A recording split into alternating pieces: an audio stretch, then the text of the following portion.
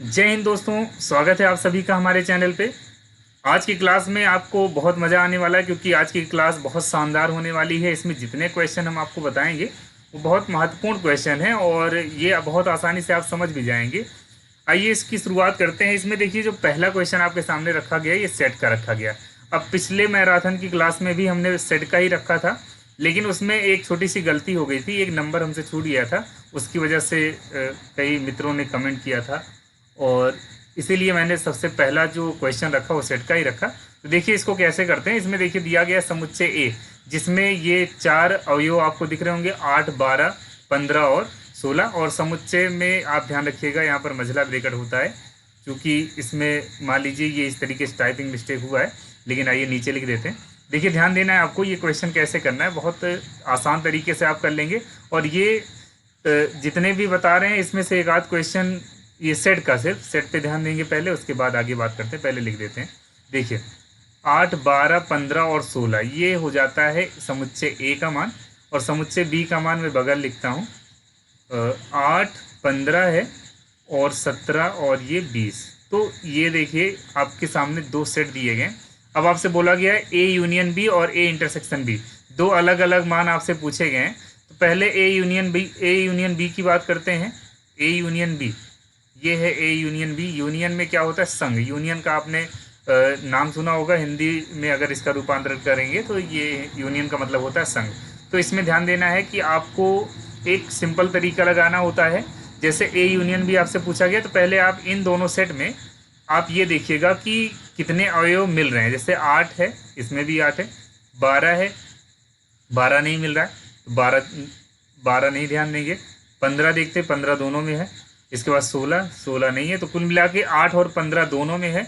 8 और 15 पहले आप नोट कर लेंगे और कामा बिल्कुल लगाते जाइएगा, कामा लगाने में गलती नहीं करना है आपको। उसके बाद देखिए 8 और 15 आपने लिख दिया। अब ए में जितना बचा होगा उसको उतार लीजिएगा और बी में जितना बचा होगा उसको उतार लीजिएगा। ए में 12 और 16 बचा हुआ है, तो 12 और 16 हमने उतार लिया। इसके बाद 17 इसमें बचा हुआ है और 20 बचा हुआ है। बस इतना ही बचा है। देखिए 2 इसमें बचा था और 2 इसमें भी बचा था। कुल मिला के ये 6 अवयव बन गए। तो ए यूनियन बी की वैल्यू यही होगी। इसके बाद देखिएगा हम ए इंटरसेक्शन बी की वैल्यू निकालते हैं। ए इंटरसेक्शन बी तो बहुत आसान होता है। ए इंटरसेक्शन बी आप क्या देखते हैं, जो पद दोनों में मिलेगा आपको, जैसे 8 दोनों में है, 15 दोनों में है, इसके अलावा और कुछ नहीं है दोनों में। तो आपको जो पद मिलता है, जो अवयव आपको मिल जाते हैं दोनों में, उनको आप उतार लीजिएगा। तो 8 और 15 ही इस समुच्चय के अवयव होंगे। यही आपका उत्तर हो जाएगा ए इंटरसेक्शन बी का। इसको ध्यान रखिएगा। जैसे आप एलसीएम करते थे, एचसीएफ करते थे, तो एलसीएम में क्या किया जाता है, पहले एचसीएफ जान लीजिए। एचसीएफ में क्या करते थे, जिसे मासा बोलते हैं, जो दोनों में रहता था उसको लिखते थे, मतलब जितने भी पद होंगे। जैसे अभी 2 सेट दिया गया और ज़्यादा भी तो दे सकते थे, तो ज़्यादा सेट होंगे, जो तीनों में होंगे, चारों में होंगे, सब में होना चाहिए, उन्हीं को आप लिखेंगे इसमें, ठीक है, इंटरसेक्शन वाले। तो जैसे इसमें हमने लिख दिया। यूनियन वाले में क्या करना है, जो दोनों में रहेगा उसको लिखने के बाद जो बचेगा सब उतार देना है, ठीक है। तो ये हो जाता है A union B, A intersection B की वैल्यू। आइए कुछ और चीज़ों के बारे में हम लोग समझ लेते हैं। इससे 2 टाइप के और क्वेश्चन आते हैं। वो 2 टाइप क्या है, इसको ऐसे रहने देते हैं, इसको आप नोट कर लीजिएगा। देखिए इसके बाद आता है बहुत महत्वपूर्ण क्वेश्चन, उसका भी है, जो अगला टाइप मैं बता रहा हूँ आपको। ए माइनस बी आपसे पूछा जाएगा। ए माइनस बी वाले क्वेश्चन में जैसे आपसे बोला गया A union B, A intersection B. अगर मान लीजिए ए माइनस बी आपसे बोलेगा, तो आपको एक काम करना है, एकदम सिंपल तरीके से इसको हल करने का नियम बताऊंगा मैं। जैसे ए माइनस बी बोला है, तो जो दोनों में कॉमन रहेगा उसको मत लिखिएगा। बाकी ए में जो बचेगा, जो आगे का आपको यहाँ पर दिख रहा है समुच्चय का नाम, आगे क्या दिख रहा है, इसमें ए दिख रहा है। ए में देखेंगे इन दोनों के अलावा क्या बचा है, 12 और 16, तो इसका आंसर क्या आ जाएगा, 12 और 16। अब बी में क्या बचता है, इससे मतलब नहीं रखना है, जो दोनों में है उसको नहीं लेना है। और जो जैसे यहाँ पर आगे ए है ना, तो इसी वजह से हमने क्या किया, ए वाले का ही देखा है, और यही नियम होता है। जैसे बी माइनस ए का अगर आपसे बोला जाए, तो बी माइनस ए में क्या करेंगे, जो दोनों में रहेगा उसको छोड़ेंगे, बाकी जो बचेगा, जैसे आगे आपका बी है ना, तो बी पे ही ध्यान देना है। अब इसमें कितना आ जाएगा, 17 और ये 20, इसके 2 अवयव मिल जाएंगे। इसका यही उत्तर होगा, और इसके अलावा इसके क्वेश्चन आने के चांसेस नहीं होते। अगर इसके अलावा आएंगे तो उसमें थोड़ा सा और टफ हो सकता है, लेकिन जनरली ऐसे ही क्वेश्चन आ सकते हैं। तो इसको आप देख लीजिएगा, इसमें कोई दिक्कत नहीं होनी चाहिए आपको। अगला प्रश्न देखेंगे। लॉग का प्रश्न है, ये थोड़ा सा अजीब सा दिख रहा होगा आपको, आपके सीरीज में भी अजीब है। उसका रीज़न क्या है, जैसे सीरीज में बगल बगल ऐसे दे दिए हैं, उसी वजह से ऐसा टाइपिंग मिस्टेक भी हुआ है। पहले मैं इसको अलग से लिख देता हूँ। ये सही सही कैसे लिखा गया, log 6 की पावर 1296, ठीक है। तो आपके सामने यहाँ पर जो दिया गया इसकी वैल्यू बतानी है, तो इसको मैं आपको बता देता हूँ एकदम सिंपल तरीके से। इसको आप बराबर मान लीजिएगा x। अब इसका लॉग फॉर्म है, लॉग फॉर्म को आप घातांक के रूप में चेंज करते हैं तो ये बचेगा 6 की घात यक्स बराबर 1296। इसको आप यहाँ करेंगे, इसको यहाँ करेंगे। अब देखिए इसको कैसे सॉल्व करना है, घातांक के रूप में आप बदल दीजिएगा। पहले आप इसको समझ जाइए, लॉग से घात के रूप में हमने क्या किया, इसको यहाँ कर दिया, इसको यहाँ कर दिया, यही रिप्लेस किया गया और कुछ नहीं। मतलब ये चीज़ आपने यहाँ कर दिया और ये चीज़ यहाँ कर दिया, इतना काम किया गया बस, ठीक है। यही चेंज कर दिया गया, लॉग हटा देंगे तुरंत। इसमें आप लॉग को नहीं हटाएंगे तो गलत माना जाएगा। अब देखिए, अब यहाँ घात यक्स है और आधार 6 है, इसको भी इसी रूप में करना है। तो 6 से तुरंत आप इसको भाग देना जैसे शुरू किया जाता है, गुणनखंड आपने किया होगा, 6 से शुरू करिएगा। 6 दूनी 12 हो जाता है, और ये कितनी बार जाएगा, 6 एकम 6 और 6 छक 36। अब 6 से करते हैं फिर से, तो 6 तिरिक 18 होगा, और यहाँ पर बचता है 6 बार जाएगा, तो 6 से फिर से करते हैं और पुनः फिर 6 से हम कर देंगे। तो कितना हुआ, 6 की घात 4 बनेगा। तो हम 6 की घात x बराबर 1296 को लिख सकते हैं, 6 की घात 4। तो अब देखिए आधार बराबर है तो घात को आप अपने आप बराबर लिख सकते हैं, इसमें x की घात 4 हो जाएगा। इसके अलावा लॉग के जितने क्वेश्चन आते हैं उसमें से मैं 4 और 2 टाइप का और बताने वाला हूँ। आप इसके लिए पहले से तैयार रहिए कि आपको ज़्यादा से ज़्यादा क्वेश्चन मैं बताऊंगा। ज़्यादा से ज़्यादा क्वेश्चन मतलब जो महत्वपूर्ण क्वेश्चन है और उनकी जो इनको लगाने की विधियां हैं उनको भी मैं कोशिश करूंगा कि बहुत आसान तरीके से ही बताऊं। इसमें 2 टाइप का क्वेश्चन है, इसको ध्यान दीजिएगा। यहाँ ये जो पहला टाइप आपको दिख रहा है ये बोलेगा कि आपको लघु गणक के रूप में लिखना है। किस रूप में, लघु गणक के रूप में इसको लिखना है। और दूसरा टाइप है कि इसको घात के रूप में लिखना है, इसका ठीक उल्टा, घात के रूप में ऐसा क्वेश्चन आता है। आप देख लेंगे सीरीज में भी बहुत सारे क्वेश्चन होंगे। देखिए इसमें कुछ करना नहीं होता, सबसे आसान तरीका क्या है, लॉग लिखिएगा, 15 उतार लीजिएगा बेस, इसको आप यहाँ करिएगा, तुरंत चेंज करिएगा। अभी पीछे हमने चेंज किया था ना, इसको यहाँ तुरंत कर लीजिए, तो 225 हो जाएगा और यहाँ पर 2 हो जाएगा। ऐसे इसमें करना है आपको, लॉग लिखेंगे आप, बेस लिख लीजिएगा, इसको यहाँ और इसको यहाँ, 1/8 यहाँ करेंगे और -3 आप आगे लिख देंगे। इसका यही आंसर हो जाएगा। इसके बाद घात रूप में हम आपको करके बताते हैं। घात रूप में क्या करना है, तुरंत इसको चेंज कर लीजिए, एक्सचेंज करना है कुल मिला के ये। और एक चीज़ खास बात ये होती है कि जब आप इसको सॉल्व करेंगे ना, जैसे 5 की घात 2 25 हो जाएगा, ऐसे यहाँ पर देखेंगे आप, इसको तुरंत क्या करना है, कुछ नहीं समझ में आए बस चेंज कर दीजिए आप इसको। 3 की पावर -2 इक्वल टू कितना आ जाएगा, 1/9, ऐसे उतार लेना है और कुछ नहीं करना है। इससे आसान और कोई क्वेश्चन हो नहीं सकता है। अगर आपको मिल जाए तो 1 नंबर में ये आएगा, इसको ध्यान रखिएगा। अगले प्रश्न पे ध्यान देते हैं। अगला प्रश्न बहुत महत्वपूर्ण है, बहुत सिंपल, 1 नंबर का क्वेश्चन आ सकता है ये।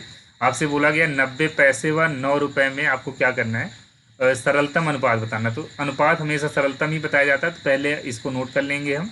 नोट कैसे किया जाएगा, जैसे 90 पैसा है और 9 रुपये जिनके बीच बताना है, तो 90 पैसा तो ठीक है, कोई बात नहीं है, पैसा तो इतना लिख लिया जाएगा।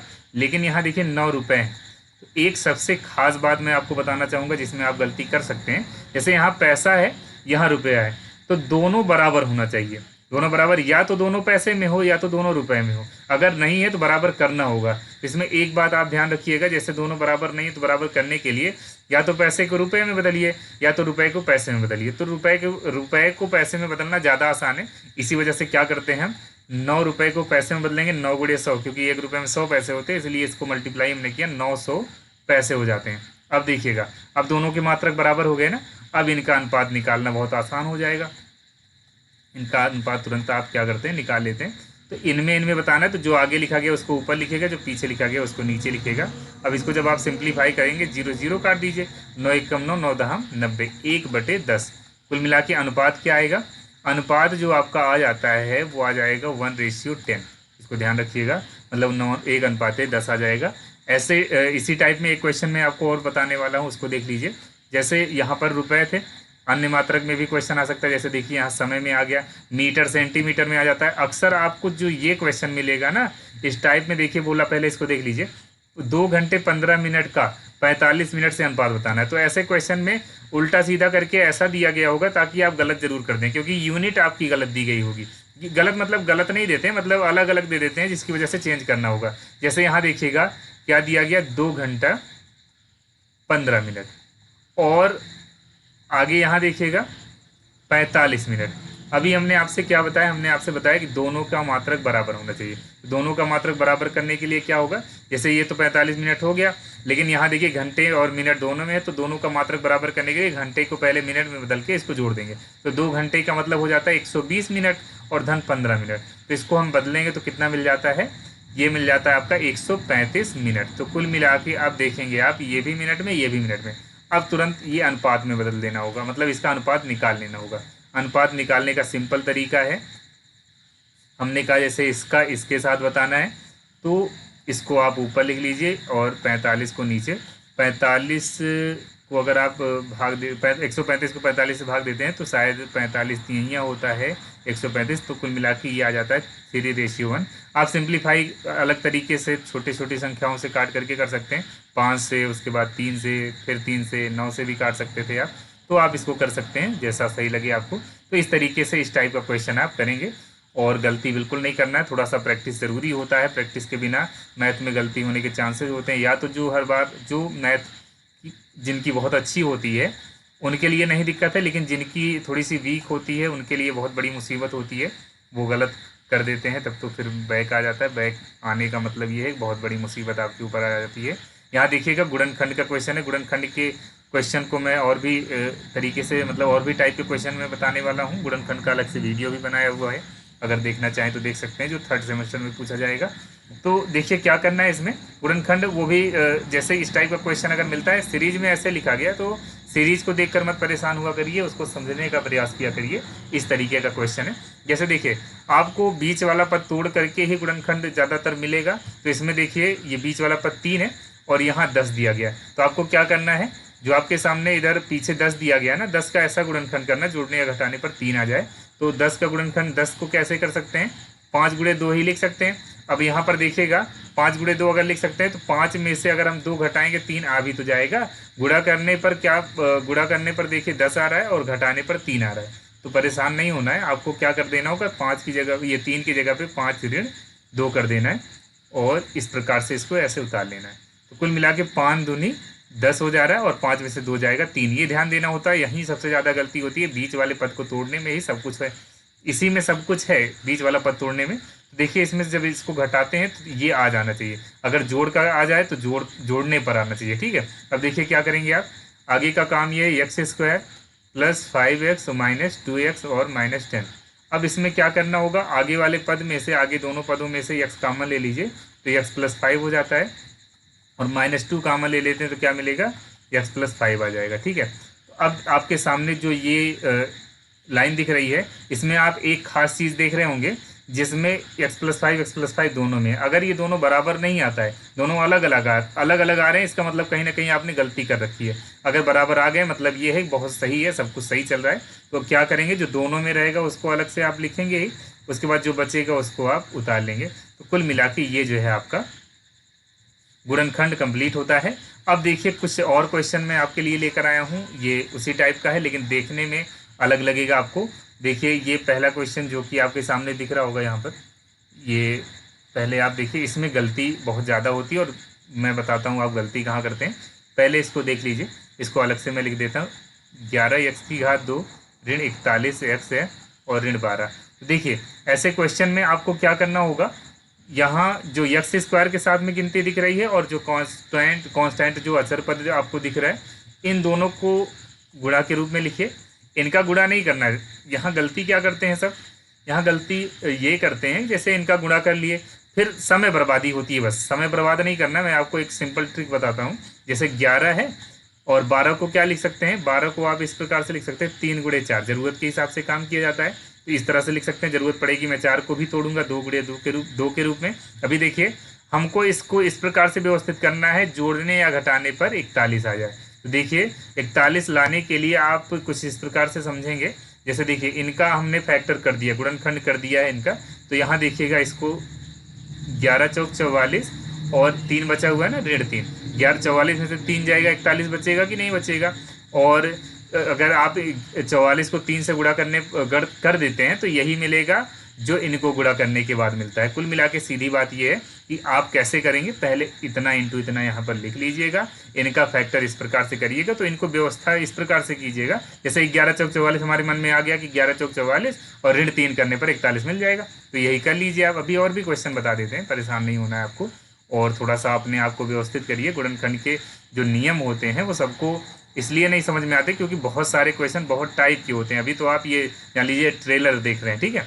अब देखिए क्या है, इसको 41 को हम लिख सकते हैं 44 ऋण 3 और गुणा में आपका यक्स है तो उसको लिख लेंगे ऋण 12। अब देखिए आगे का काम क्या करना है। आगे का काम ये है, एक सबसे महत्वपूर्ण बात यहाँ के लिए है, जब ये ब्रैकेट खुलेगा, यही गलती होती है सबसे, माइनस आगे है। अगर प्लस होता तो कोई परिवर्तन अंदर नहीं करना था चिन्ह का, लेकिन माइनस है तो अंदर के सारे चिन्ह बदल जाएंगे। और यहाँ देखिएगा यक्स से अंदर मल्टीप्लाई भी होगा, 44 यक्स, और यहाँ पर क्या होगा, माइनस माइनस हो जाता है प्लस। देखिए ये प्लस था माइनस बन गया, माइनस है तो प्लस बन गया, ये 3x होगा और -12। अब आगे आप 11x कामन ले लीजिए, क्या बचेगा, x -4 और +3 कामन ले लेंगे तो x -4 हो जाता है। तो आपके इस लाइन में देखेंगे यहाँ पर x -4 दोनों में आ गया, मतलब सब कुछ सही है। तो x -4 आप क्या करते हैं, एक ब्रैकेट में लिख लेंगे और दूसरे ब्रैकेट में क्या करते हैं आप, दूसरे वाले में 11x धन 3 कर लेंगे। बस इतना काम आपको करना था। और यहाँ पर ये अलग चीज़ है, आपको तरीका हमने बता दिया है। अब ये क्वेश्चन आप नोट कर सकते हैं। अगले क्वेश्चन में मैं आपको ये वाला बताने वाला हूँ जो कि 12y की घात 2 वाला है। इसको थोड़ा सा आप देख लीजिए, यहाँ पर ही बता देता हूँ। ये दूसरा क्वेश्चन 12y की घात 2 है, उसको लिखते हैं पहले, और ऋण y और ऋण 1। तो यहाँ ध्यान देना है, 12 है इधर 1 है, तो 12 और 1 का ही आपको काम शुरू करने के लिए क्या करना है, y² की घात 2 आपको दिख रहा है, इसके साथ में 12 दिखेगा, इसको लिखिएगा, और पीछे जो अचर पद है इसको लिखिएगा। तो 12 को 1 से गुणा करते हैं, 12 1 कम 12, मान लीजिए 12 गुणा कर लिया गया। लेकिन यहाँ देखिएगा आपको बीच में यहाँ पर कुछ नहीं दिख रहा, तो 1 है और 1 आपको लाना है। तो लाना है तो इसके लिए मैं एक तरीका बताऊंगा आपको। जैसे 12 को क्या लिख सकते हैं, 12 को 1 से गुणा करेंगे 12 ही होगा, 12 को लिख सकते हैं 3 × 4।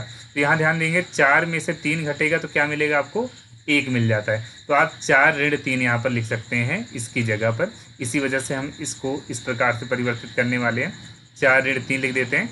आपको ध्यान देना होगा, इनको जो यहाँ हमने y छोड़ दिया, y पहले लिख देते हैं, फिर आपको बताते हैं क्या समस्या है। समस्या आप की यहाँ होती है, जैसे आप समझ नहीं पाते क्या कहा जा रहा है। जैसे 4 में से 3 जाएगा, यहाँ 1 आ रहा है, और 4 तिहाई क्या होता है, जो हमने ये गिनती लिखवाई है 12 1 कम 12, 12 आ रहा है। तो ये चीज़ ध्यान देना होगा कि इनको गुणा करने पर जो आता है वही इनको गुणा करने पर आना चाहिए जो आप तोड़ चुके हैं। तो 4 तिहाई 12 आ रहा है, 4 में से 3 जाएगा, ये 1 आ रहा है, तो बिल्कुल सही है एकदम से। 12y² आप यहाँ लिखिएगा, -4y और +3y और -1। अब आप आगे देखेंगे इसमें से क्या कॉमन होता है, आगे के 2 पद में से 4y कॉमन होता है, उसको आप बाहर ले लीजिए। तो 4y अगर आप बाहर लेते हैं तो 3y बच जाएगा और यहाँ पर ऋण 1 बचेगा। और आगे देखिएगा कुछ नहीं, अगर इन दोनों में कुछ कॉमन नहीं हो रहा है ना, तो 1 कॉमन लीजिएगा, बस 1 कॉमन लेने के बाद जो आगे दिया गया वही उतार लेंगे। अब देखिए दोनों ब्रैकेट में सेम चीज़ है, उसको आप क्या करते हैं, एक ब्रैकेट में लिखेंगे और दूसरे वाले में क्या लिखते हैं, 4y + 1। बस इससे ज़्यादा कुछ नहीं करना था। तो ये भी गुणनखंड हो गया, दूसरा वाला कंप्लीट हो गया। तो ये है इसका दूसरा वाला, और इधर जो हमने लिखा था ये पहला वाला था। अब तीसरा वाला जल्दी से हम बता देते हैं। तीसरे वाले में ज़्यादा समय नहीं लेंगे क्योंकि आगे और भी क्वेश्चन है और मेरे पास समय कम है और आपके पास भी थोड़ा सा कम समय है, एग्जाम नज़दीक है। 8 × 24, यहाँ देखिएगा 3 और 8 है ना, 8 × 24, पहले इसको मैं लिख देता हूँ। 24 आप मल्टीप्लाई मत करिएगा, थोड़ी सी अगर कर भी देते हैं, जैसे आसान क्वेश्चन में किया जा सकता है, तो आप इसको तोड़िए। 6 चौक 24, 6 को 4 से गुणा करते हैं 24 आता है, और 6 धन 4 करते हैं तो 10 भी आ जाता है। कहने का मतलब क्या है कि हमने 24 का ऐसा गुणनखंड किया, जोड़ने पर 10 आ रहा है और गुणा करने पर 24 तो आएगा ही। तो इसको हम किस प्रकार से लिख सकते हैं, इसको हम लिख सकते हैं कुछ इस प्रकार से, रुकिए इनको थोड़ा सा हम अलग कर देते हैं, हाँ, और इसको हम इस प्रकार से कर देते हैं ताकि आप समझ सकें हम यहाँ पर क्या कर रहे हैं। अब देखिए इसको लिखा जा सकता है 6 धन 4 और इन यहाँ मल्टीप्लाई में x है और -8 लिखेंगे। अब आगे का काम क्या करना है, 3x² और +6x और +4x -8। अगले वाले में से क्या करना होगा आपको, यहाँ -8 हम लिख दिए। अब यहाँ पर 3x आप कॉमन लेंगे तो x + 2 बचेगा और +4 कॉमन लेते हैं तो यक्स यहाँ कहीं छोटी सी गलती है, हमको लगता है कि हमने क्वेश्चन थोड़ा सा गलत नोट किया, यहाँ प्लस होना था। अगर एक जगह माइनस है तो उससे काम नहीं होगा, 2 जगह आना चाहिए माइनस, तो यहाँ पर प्लस रहा होगा, मैं बाय मिस्टेक शायद इस प्रकार से लिख लिया होऊंगा। देखिए क्या होगा, जब आप इसमें से 4 कॉमन लेंगे तो कितना बचेगा। अब देखिए इसी से पता चल जाता है कि सही हो रहा है कि गलत हो रहा है, क्योंकि अगर यहाँ माइनस होता तो अभी ये प्लस ये माइनस दोनों बराबर आना चाहिए। हमने कब से आपको बताया कि ये दोनों बराबर आना चाहिए, तो वो बराबर नहीं आ रहा था, लेकिन अभी देखिए हमने सही किया, तो कुल मिला के ये अब पूरी तरह से सही आंसर मिल जाएगा इसमें। ठीक है, तो इस तरह से आप इसको नोट कर सकते हैं, इसको नोट कर लीजिएगा और आगे के प्रश्न पे ध्यान देते हैं। अगला प्रश्न ये है भाग का, जो कि इसमें ज़्यादा गलती होने के चांसेस होते हैं, इसका प्रैक्टिस बहुत ज़रूरी है। हो सकता है कि अगर ये क्वेश्चन आ जाएगा तो उम्मीद है कि इस टाइप का क्वेश्चन 2 नंबर में आए, 1 नंबर में भी पूछा जा सकता है, बहुत कठिन नहीं है ये। और पहले तो इसको लिखने का तरीका आप थोड़ा सा जान जाइए। इसको एक काम और करिएगा, जैसे इसमें जो भी आपको क्वेश्चन मिलेगा कोशिश ये रहे कि आप सब करें। जैसे अगर थोड़ा भी तरीका आपको पता है तो प्रयास तो जारी रखिएगा, जहाँ तक हो सके वहाँ तक आगे कर दीजिएगा, ताकि कुछ तो इफेक्ट पड़ सकता है, उससे नंबर मिल सकता है, बैक नहीं लगना चाहिए किसी भी कंडीशन में। इसी वजह से मैं इंपॉर्टेंट क्वेश्चन का ही वीडियो लेकर के आया हूँ, कई दिनों से इस चीज़ पे मेहनत कर रहा हूँ। और एक दोस्त कोई कमेंट किया था जिसकी वजह से मुझे जो है ये वीडियो अलग से बनाना पड़ा, नाम तो मुझे अभी ध्यान नहीं है, लेकिन उनके कमेंट पर ही मुझे इस मैराथन की क्लास फिर से लेनी पड़ी। तो देखिए क्या है, इसको भाग करने का तरीका जल्दी सीख लेते हैं, भाग का अलग वीडियो भी आपको चैनल पे मिल जाएगा। देखिए क्या है, 3x-8 आपके सामने दिख रहा है, इससे इसको भाग करना है। तो एक सिंपल तरीका, बहुत आसान तरीका बताऊंगा, इसकी प्रैक्टिस बहुत ज़रूरी है, प्रैक्टिस नहीं करेंगे तो इसमें गलती होने के चांसेस ज़्यादा होते हैं। देखिए आपको ध्यान देना है कि आगे वाली गिनती में कितना गुणा करें कि ये मिल जाए आपको। ठीक है, तो 3x में कितने से गुणा करें कि 9x3 मिल जाए। तो इसके लिए आपको क्या करना होगा, 3x में जब आप 3x2 से गुणा करेंगे तब ये मिलेगा, तो इसको इससे गुणा करेंगे तो 9x3 मिल जाएगा। अब इसको इससे गुणा करते हैं तो 3x 24 और x2 हो जाएगा। तो कुल मिला के ये लाइन आपने उतार लिया। अब इस लाइन में जैसे इसका इससे गुणा करने के बाद यहाँ लिखे, फिर इसका इससे गुणा करने के बाद यहाँ लिखे। सबसे पहला काम इसमें आपको क्या करना है, चिन्ह बदलने का काम करना है। यहाँ कोई चिन्ह नहीं अभी तक नहीं है, तो मतलब प्लस माना जाएगा और तुरंत इसको माइनस बना दीजिए। यहाँ माइनस है, इसको प्लस बना दीजिए।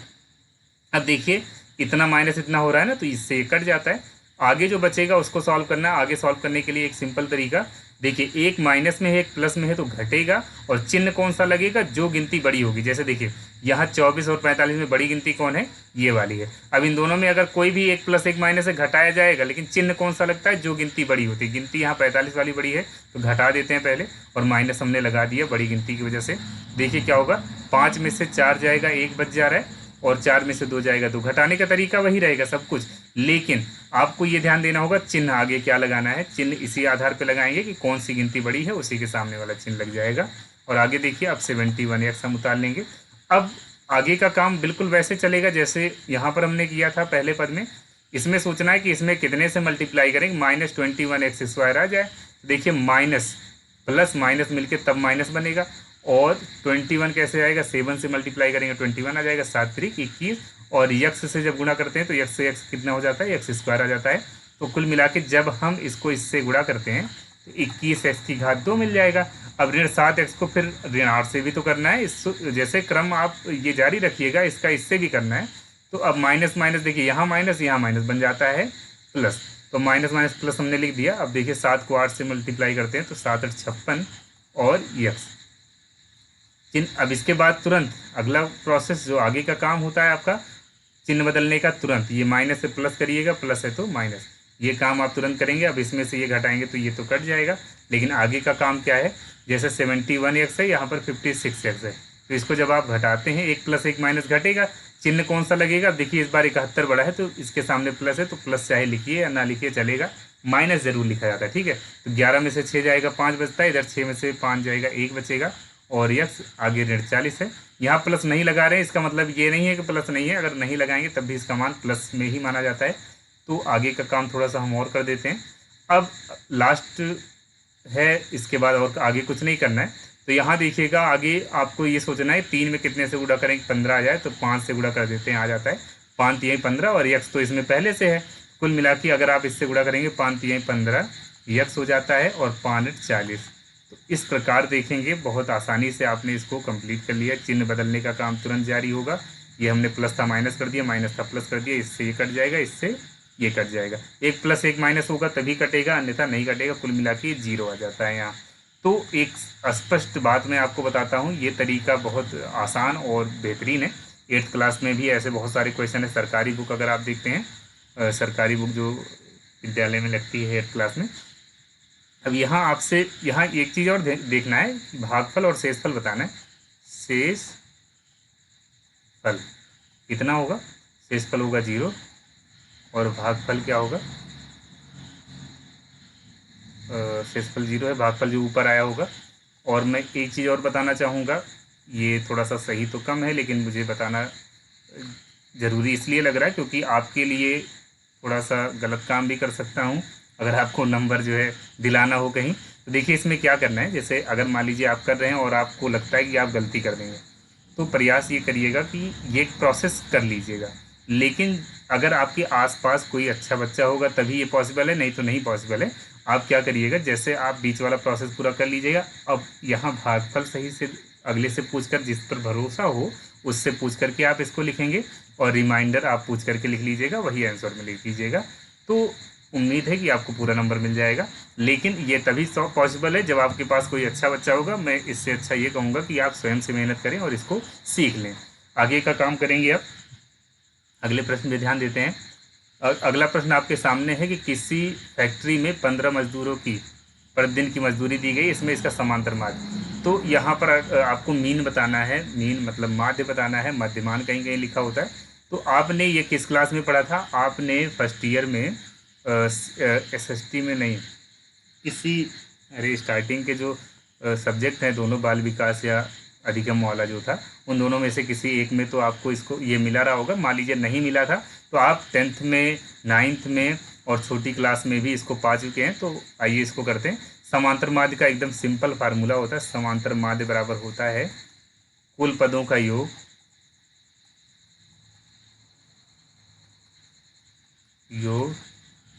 बटे कुल पदों की संख्या।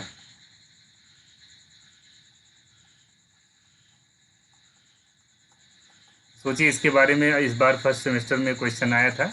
अब वही जिसमें बाल विकास या गणितीय सॉरी शिक्षा अधिगम जो है उसमें ये क्वेश्चन आया था कि समांतर माध्य क्या होता है, उसका सूत्र लिखिए। और इसका सवाल मान लीजिए यहाँ मिल भी जाता है तो कोई दिक्कत नहीं है। अब यहाँ पर देखिए मजदूरी का माध्य निकालना है, चाहे जो माध्य निकालना है। आप क्या करेंगे, ऊपर जितने पद दिए गए हैं इनको क्रमशः ऐसे लिख लीजिएगा। और मैं पूरा नहीं लिखने वाला हूँ, ये भी जान लीजिएगा।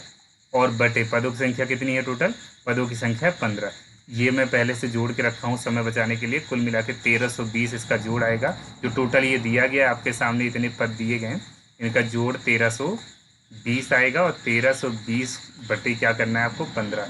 और इससे जब इसको भाग करते हैं तो देखिए आ जाएगा 15 120 15 88 आ जाएगा। तो यही माध्य हो जाता है, समांतर माध्य। इसके लिए कुछ करना नहीं है, कुल जोड़ के क्या करना है, जितने पद होंगे उससे भाग कर दीजिएगा। एकदम सिंपल क्वेश्चन है, इसमें गलती मत करिएगा प्लीज़। इसमें कोई गलती नहीं करना है आपको। आगे देखिएगा, एक बात मैं और बताना चाहूँगा, सिर्फ सवाल ही नहीं आएगा, सवाल के साथ में जैसे कि ये शेयर वाले अंशधारी या फिर चेक वाले कुछ क्वेश्चन आते हैं तो उन पर ध्यान देना होगा आपको। देखिए शेयर का क्या अर्थ है आपको बताना है। शेयर आप सिंपल भाषा में परिभाषा पहले देख लीजिए, तब मैं बताता हूँ कैसे याद करना है। यहाँ बताया गया पूंजी को प्राय समान मूल्य की इकाइयों में बांट दिया जाता है और प्रत्येक इकाई को शेयर कहा जाता है। तो यहाँ पर देखिए बंटवारे की बात हो रही है।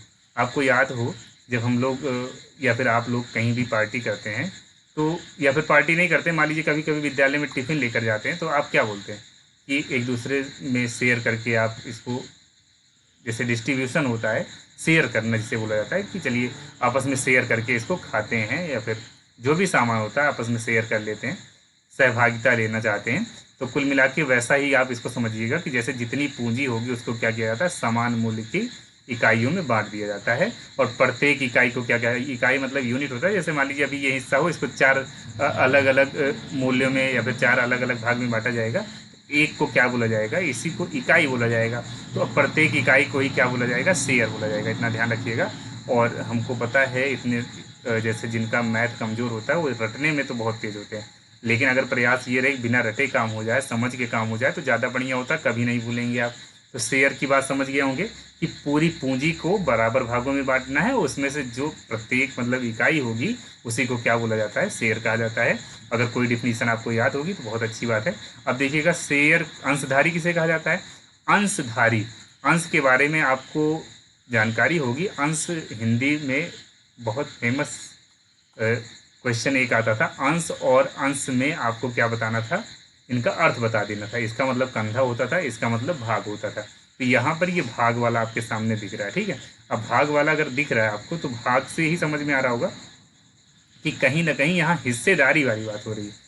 भाग, हिस्सा, हिस्सा कुल मिला के यहाँ पर कहीं ना कहीं किसी हिस्से की बात हो रही है। तो शेयर खरीदने वाला व्यक्ति कंपनी का शेयरधारी या फिर अंशधारी बोला जाता है। तो कुल मिला के वो हिस्सेदारी उसमें ले चुका है, इसी वजह से इस प्रकार से आप समझ सकते हैं। अब चाहे आप उसको अपने तरीके से याद करिए, लेकिन कर लीजिएगा। अब देखिए समुच्चय वाला जो क्वेश्चन हमने आगे दिया था, ऐसे छोटे क्वेश्चन आते हैं। देखिए बहुत ज़रूरी है छोटे क्वेश्चन पर भी ध्यान देना। जैसे ये मान लीजिए किसी को मैथ नहीं आता, आपको 12 से ज़्यादा नंबर या 12-13 नंबर लगभग लाना होता है। 12-13 नंबर में ज़रूरी नहीं है कि आप MCQ मान लीजिए किसी से पूछ लिए, 5 सही कर लिए, लेकिन ऐसे क्वेश्चन आ जाएंगे तो अब हर कोई समय कम होता है, अपना लिखना चाहता है तो आपको बता तो नहीं पाएगा। तो ऐसे क्वेश्चन अगर आप स्वयं से तैयार रखेंगे, कम से कम 2-3 नंबर तो आप कलेक्ट कर सकते हैं। तो 5-3-8 नंबर इस तरीके से हो गया। और जो अभी मैं बता रहा हूँ ना, इसमें कोई ना कोई आप अगर ढंग से तैयारी रखेंगे तो इतना गारंटी लेता हूँ कि इसी से क्वेश्चन आएगा। और कम से कम आपका 20 कम से कम क्या लगभग 20 के नंबर आपको मिल जाएगा, 20 के आसपास। तो इसको ध्यान रखिएगा। और अगर थोड़ी सी और अच्छी तैयारी कर लेते हैं तो आपका पूरा पूर्णांक भी आएगा। मैथ तो बहुत अच्छा सब्जेक्ट होता है। देखिए सर्वनिष्ठ और संघ। संघ का मतलब, जैसे इन दोनों में अगर कन्फ्यूजन रहे, संघ का मतलब होता है यूनियन। यूनियन को यू से डिनोट करते हैं, तो इसका प्रतीक यू होता है। और सर्वनिष्ठ मतलब यहाँ जान लीजिएगा कॉमन की बात हो रही है, कॉमन, जिसे उभयनिष्ठ भी बोला जाता है। तो इसको आप उल्टा यू कर दीजिएगा बस। संघ वाला याद रखेंगे तो ये पता रहेगा। संघ का मतलब होता है यूनियन, यूनियन को यू से डिनोट कर लीजिएगा। उसके बाद फिर सर्वनिष्ठ वाला जो आप देख रहे हैं, सर्वनिष्ठ का मतलब क्या होता है, कॉमन जान लीजिए। कुल मिला के इसको जानते रहेंगे, इसका उल्टा यहाँ करना होगा, ठीक है। जो दोनों में होता है, तीनों में जितने भी समुच्चय दिए होंगे, सब में जो होता है वही आपका सर्वनिष्ठ माना जाता है। अगले प्रश्न पे ध्यान देते हैं। ये आपके सामने एक सिंपल क्वेश्चन, ये भी 1 नंबर का क्वेश्चन आता है कि निम्नलिखित आंकड़ों का बहुलक ज्ञात करना है। तो बहुलक ज्ञात करने का मतलब ये जान लीजिएगा, इंग्लिश में इसको मोड बोला जाता है।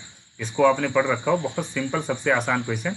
बहुलक बहुलक किसे कहते हैं, परिभाषा अगर आपसे बोला जाए तो परिभाषा आप इस प्रकार से बताएंगे कि दिए गए आंकड़ों में सबसे ज़्यादा आवृत्ति जिसकी होगी या बारंबारता जिसकी सबसे ज़्यादा होती है, आवृत्ति, फ्रिक्वेंसी, बारंबारता, ये सब एफ से डिनोट किए जाते हैं। जिनकी फ्रिक्वेंसी सबसे ज़्यादा होगी, मतलब जिनकी बारंबारता सबसे ज़्यादा होती है, वही क्या होते हैं, बहुलक कहे जाते हैं। अब कुछ लोग कहेंगे आवृत्ति क्या होती है, आवृत्ति या फिर बारंबारता क्या है। अरे भैया, बारंबारता और आवृत्ति नहीं पता है आपको, मैं बताता हूँ ये होता क्या है।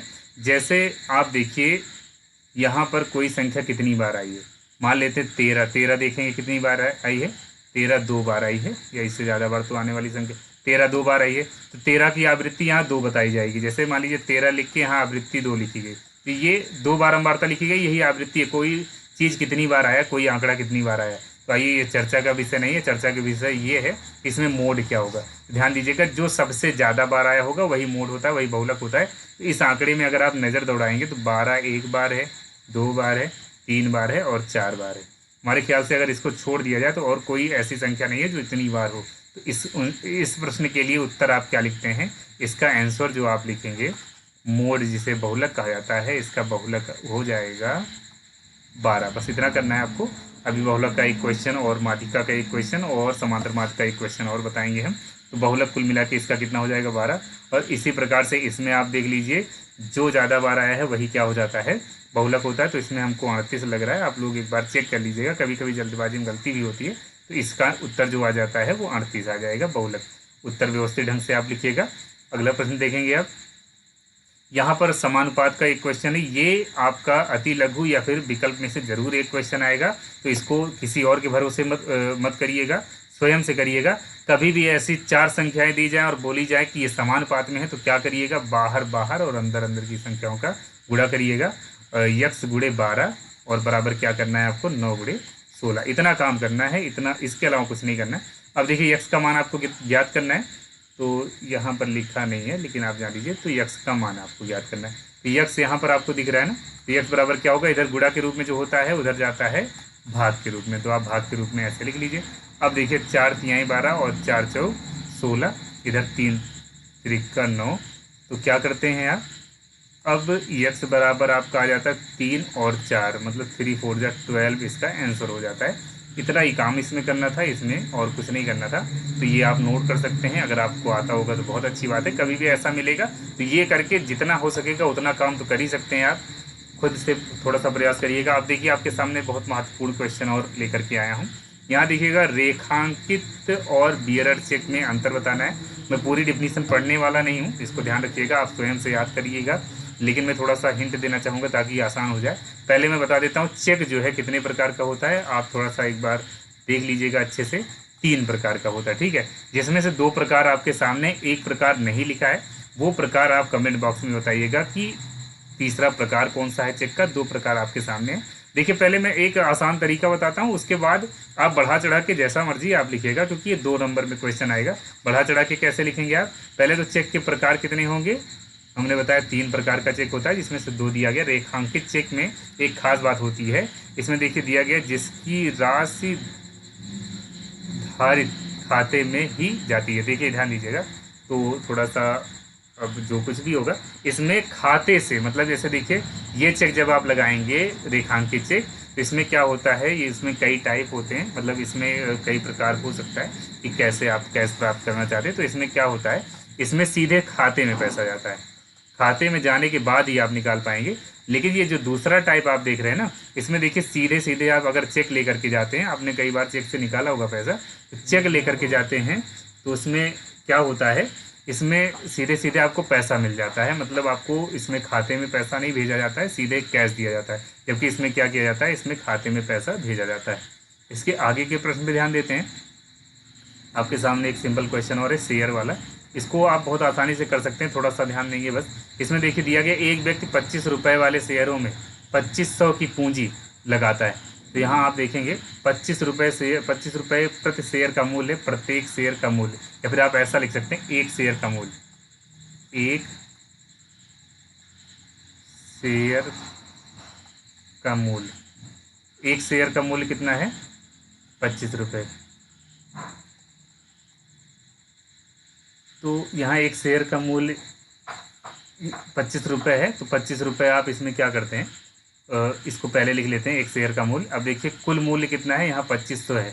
तो अगर आप शेयरों की संख्या निकालना चाहते हैं, क्योंकि शेयर कितने का खरीदा, 2500 का, आप खुद सोच लीजिए, मान लीजिए आप 100 रुपये का कुल सामान लेते हैं और एक सामान का मूल्य है 5 रुपये, तो क्या किया जाएगा, इस 100 को हम 5 से भाग कर देते हैं, कुल मिला के 20 सामान आपने ले लिया है। तो वैसे ही आप क्या करते हैं, यहाँ पर भी वही काम करते हैं, शेयरों की संख्या आपको निकालनी है।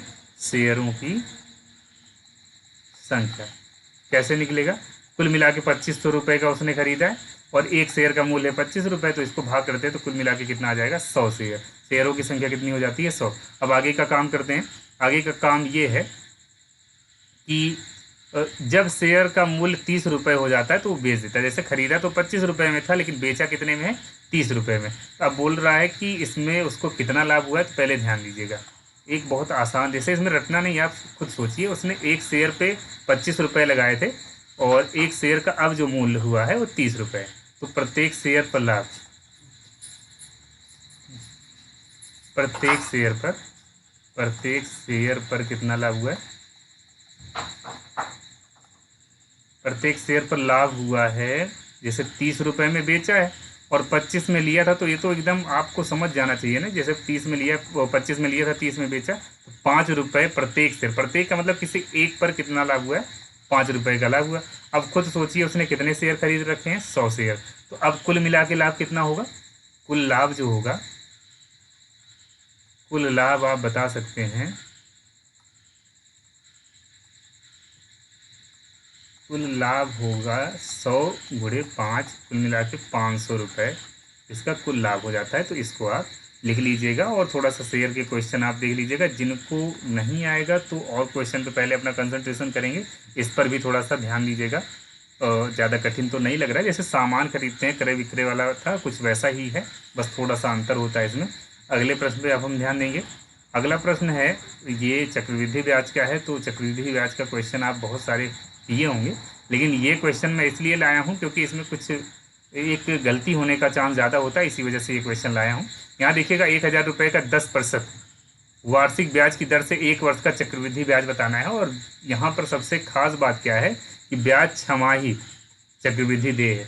इसी वजह से छमाही, जैसे वार्षिक होता है तब नहीं दिक्कत है, छमाही है तो इसमें गलती ज़्यादातर लोग करते हैं, ज़्यादा बच्चे करते हैं। तो मित्र आपको गलती नहीं करना है, इसी गलती को आप ना दोहराएं या गलती ना करें, इसी वजह से मैं ये क्वेश्चन लेकर के आया हूँ। 10% वार्षिक दिया गया, यहाँ थोड़ा सा ध्यान देंगे आप, यही सबसे महत्वपूर्ण बात है। वार्षिक दिया गया तो आपको जब छमाही बोला है ना, तो छमाही एक साल में कितने छमाही होते हैं?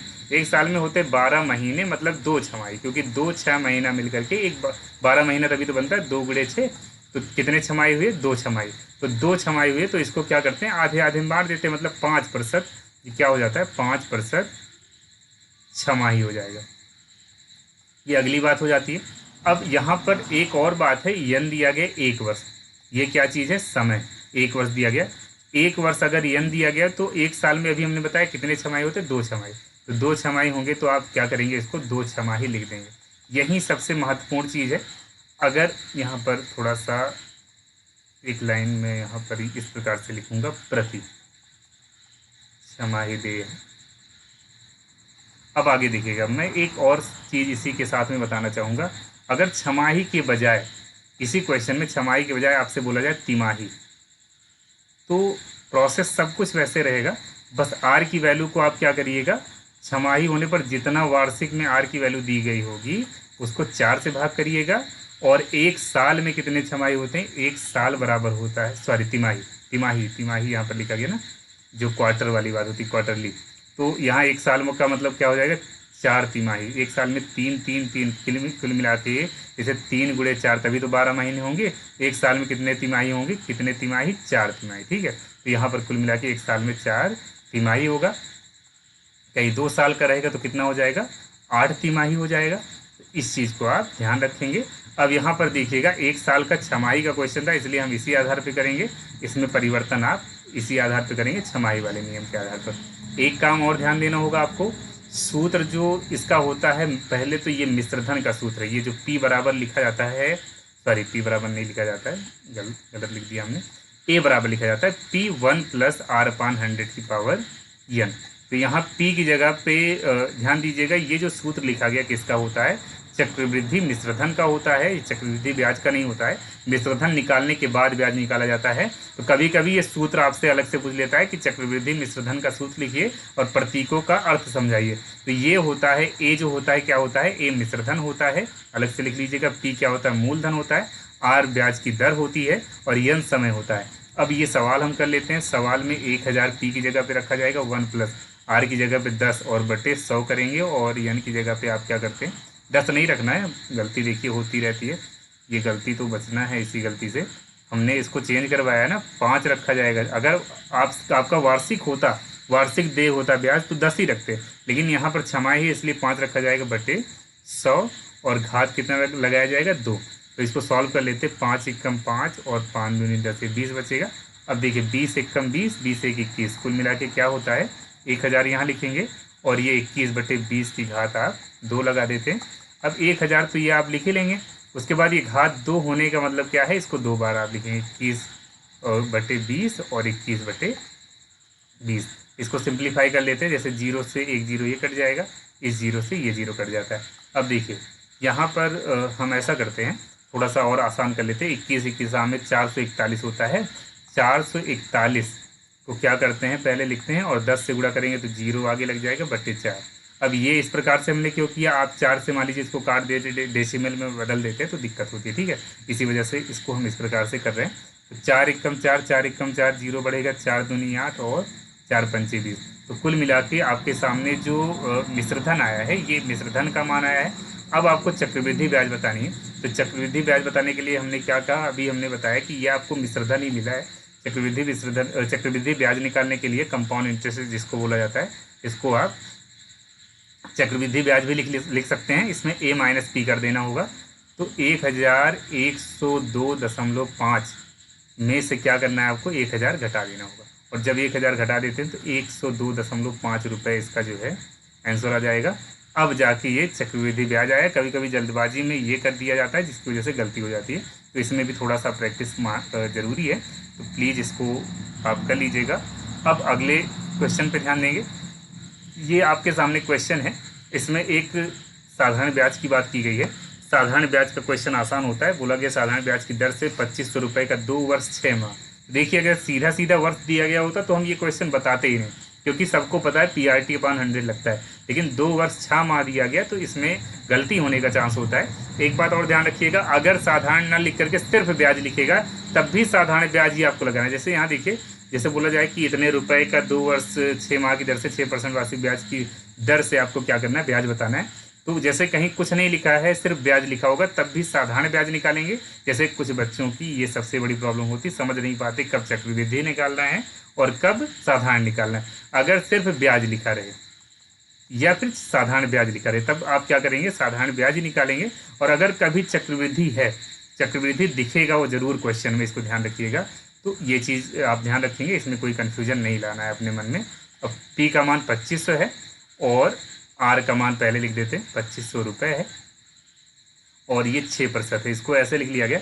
अब यहाँ पर T देखते हैं, T है 2 वर्ष और 6 माह। 2 वर्ष 6 माह, तो 2 वर्ष है 6 माह का मतलब देखिए, इसको भी वर्ष में बदल दीजिएगा, नहीं तो पता लगा आप सोच रहे हो कि 6 माह ऐसे उतार लेंगे, क्या किया जाए कुछ समझ नहीं आता। तो 2 ये है, और वर्ष को आप माह को वर्ष में बदलने के लिए 6/12 करेंगे ना, जो महीना होता है उसको जब आप 12 से भाग दे देते हैं तो वो वर्ष में बदल जाता है।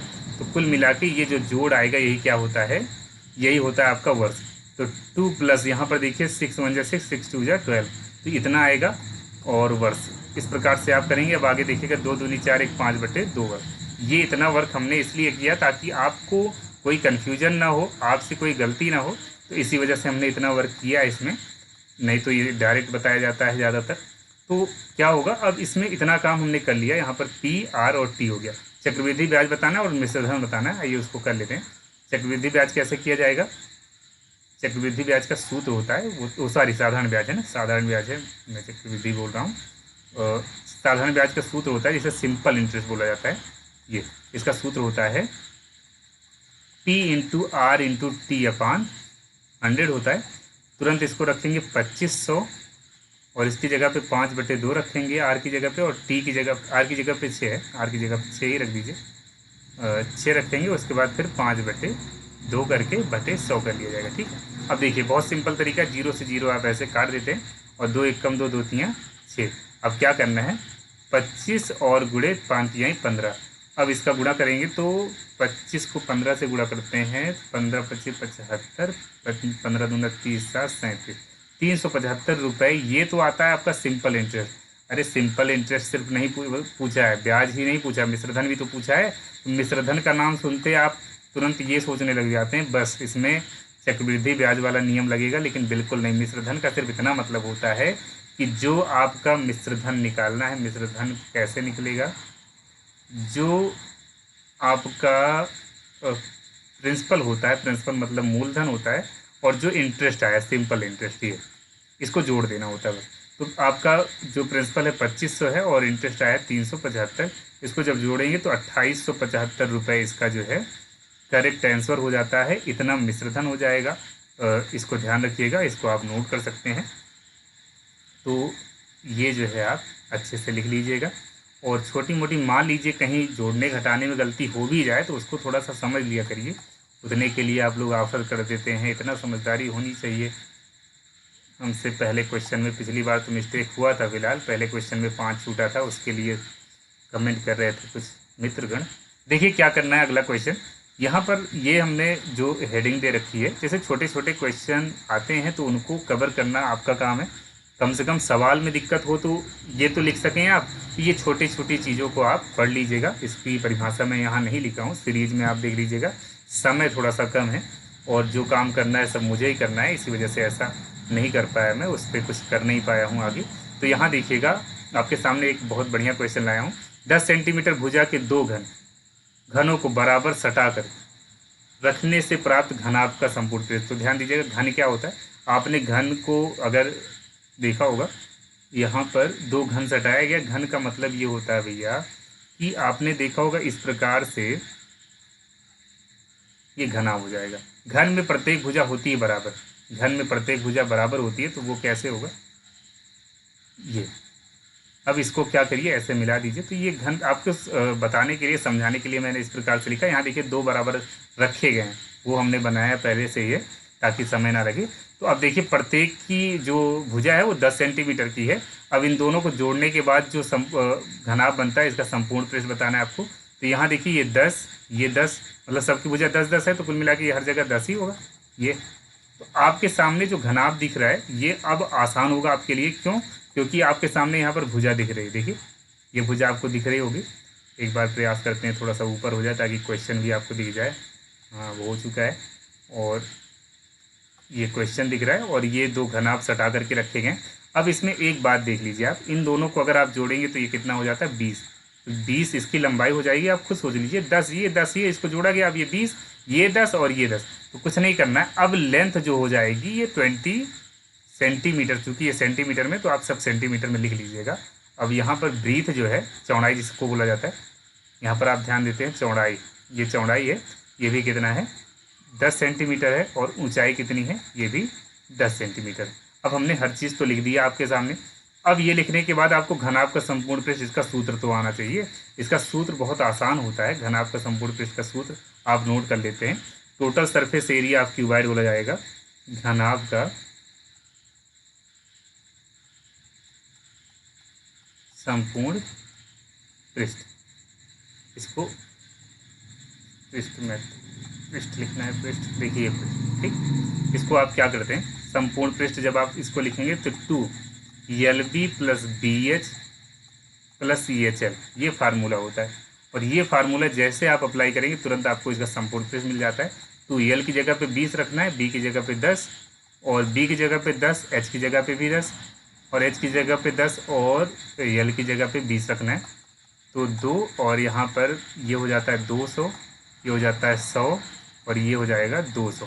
कुल मिला के इस प्रकार से जब हम इसको जोड़ते हैं, पहले इनको जोड़ लेंगे तब 2 से गुणा करते हैं, तो ये 200 और 200 400, एक 500 हो जाता है। 500 को जब 2 से गुणा कर देते हैं तो कितना मिल जाएगा 1000। एक ज़रूरी चीज़ होता है, सेंटीमीटर की घात 2 लगाना बहुत ज़रूरी है। एरिया कभी भी निकालते हैं, जो भी यूनिट होगी उसकी घात 2 लगा देते हैं। इसका यही करेक्ट आंसर हो जाएगा, इसको ध्यान रखिएगा। और घनाभ के आयतन की अगर बात की जाए तो घनाभ के आयतन का भी सूत्र इसी वक्त देख लीजिए। घनाभ का आयतन होता है, जिसे वॉल्यूम बोलते हैं, V = L × B × H। अगर मान लीजिए इसका आयतन पूछा गया होता तो हम क्या करते, इसके आयतन के लिए तुरंत 20 × 10 × 10, तो कुल मिला के 2000 इसका। लेकिन मात्रक क्या लिखते हैं इसमें, सेंटीमीटर क्यूब। देखिएगा यहाँ स्क्वायर लगाया हमने, यहाँ पर क्यूब। तो आयतन कभी भी किसी भी चीज़ का लिखेंगे, जो भी मात्रा होगा उसकी घात लिखेंगे 3, और अगर क्षेत्रफल निकालेंगे तो घात लिखेंगे 2। तो इसको आप नोट कर सकते हैं, इसको बढ़िया से आप ध्यान दीजिएगा। अगला प्रश्न, ये सबसे ज़्यादा महत्वपूर्ण प्रश्न है। ऐसा क्वेश्चन अक्सर जो है मिल जाता है आपको, और इसमें फंस जाते हैं, जबकि बहुत आसान होता है। अभी मैं कुछ ही मिनटों में इसको बता दूंगा। लकड़ी के घनाभ के आकार के एक टुकड़े की लंबाई 75 सेंटीमीटर, और यहाँ पर चौड़ाई दी गई है 15 सेंटीमीटर, और ऊंचाई दी गई है 5 सेंटीमीटर। तो लकड़ी का एक घनाभ का आकार जानते हैं ना। घनाभ का आकार कुछ इस प्रकार से होता है। अरे बॉक्स देखा होगा आपके सामने, आपके घर पे बहुत सारे बॉक्स होंगे, ये घनाभ होता है, ठीक है। L, B और H होता है। लेकिन थोड़ी सी बात यहाँ पर ये है कि जैसे ये तो बड़े घनाभ की मान लीजिए दी गई हैं भुजाएं, इसके बाद बोला गया है तो इसमें से 15 सेंटीमीटर लंबे, 3 सेंटीमीटर चौड़े, और यहाँ पर थोड़ी सी ये, हाँ ठीक है, कोई दिक्कत नहीं है। तथा ये एक होगा, एक यहाँ पर 1 सेंटीमीटर ऊंचे कितने गुटके बनाए जा सकते हैं, कामा गलत जगह लगा दिया गया। 1 सेंटीमीटर ऊंचे कितने गुटके बनाए जा सकते हैं। ध्यान दीजिएगा, जैसे आपके सामने एक तरीका मैं बताता हूँ। जैसे मान लीजिए ये कागज़ का टुकड़ा हो, और आपसे बोला जाए कि इस कागज़ के टुकड़े से इतने साइज के कितने टुकड़े बनाए जा सकते हैं, तो आप क्या करेंगे, इस पूरे के एरिया को इससे भाग कर देते हैं। लेकिन यहाँ कैसी आकृति दी गई, घनाभ दी गई। तो आपको मैं बताता हूँ, ऐसी अवस्था में क्या करते हैं, आयतन में भाग दिया जाता है। तो पहले मैं आपको कुछ लिख के दे देता हूँ। बड़े वाले जो टुकड़े की बात हो रही है उसकी लंबाई को एल कैपिटल में लिखा जाएगा और चौड़ाई को बी कैपिटल में लिखा जाएगा और एच जो है हाइट जो है उसको भी कैपिटल में। देखिए 75 सेंटीमीटर, ये 15 सेंटीमीटर है। उसके बाद फिर ये क्या है 5 सेंटीमीटर, ये हमने लिख दिया। इसके बाद देखिएगा आगे का काम क्या करना है। छोटे वाले के लिए भी मैं लिख देता हूँ, ये बड़े गुटके की भुजाएं हैं, चाहे आप ऐसे लिख सकते हैं बड़े गुटके की, लकड़ी का गुटका है ना टुकड़ा, बड़े टुकड़े टुकड़ा लिख दीजिएगा।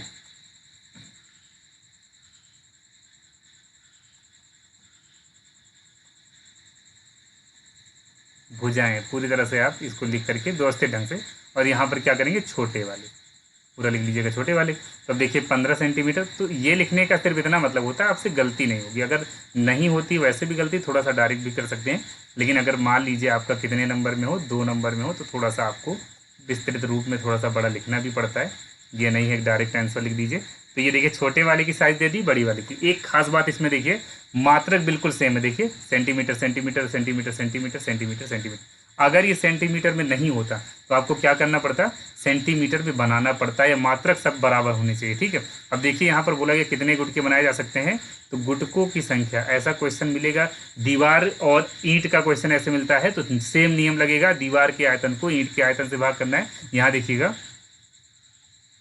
गुटकों की संख्या, टुकड़ों की संख्या, गुटका ही लिखा है, हाँ गुटकों की संख्या, गुटकों की संख्या क्या होगी, हम बड़े टुकड़े के आयतन को छोटे टुकड़े के आयतन से भाग करेंगे तो बड़े टुकड़े का आयतन क्या होगा यल इंटू बी इंटू ए, और बटे क्या करना है छोटे टुकड़े का आयतन। तो आप ये चाहें तो लिख सकते हैं कि लकड़ी के बड़े गुटके का आयतन बटे छोटे गुटके का आयतन। ऐसे दीवार और ईंट वाले में आएगा दीवार का आयतन बटे ईंट का आयतन, दीवार का आयतन बड़ा रहेगा ईंट का आयतन छोटा रहेगा, उसको इससे भाग कर देते हैं, आपका आंसर मिल जाएगा। तो देखिए इसमें आगे काम क्या करते हैं, इसी के आगे कर देते हैं, और इसके आगे क्या, चलिए नीचे कर देते हैं। ये हो जाएगा आपका 75, 15 और 5, 15, 3 और 1। अब देखिए आगे क्या होगा, यहाँ पर 15 से 15 आप काट देंगे, और अगर कुछ कटता है तो हाँ बिल्कुल 3 से इसको काट दीजिए, 3 दूनी 6, 3 बचे 15। इसको ध्यान रखिएगा, जनरली ये हमेशा एक सुव्यवस्थित एक ढंग से पूरी संख्या मिलेगी, 25 पंचे 125, मतलब एक प्राकृतिक संख्या मिलेगी, धनात्मक संख्या। भिन्न में ये मान नहीं आएगा, दशमलव नहीं आएगा, आराम से कट जाएगा, और इस तरीके से आप इसको सॉल्व कर सकते हैं। तो इसको नोट कर लीजिएगा। अगले क्वेश्चन पर ध्यान देते हैं। अगला क्वेश्चन आपके सामने दिया गया, एक ठोस घनाकार धात्विक टुकड़ा, नहीं दिख रहा होगा ये थोड़ा सा, अब देखेंगे।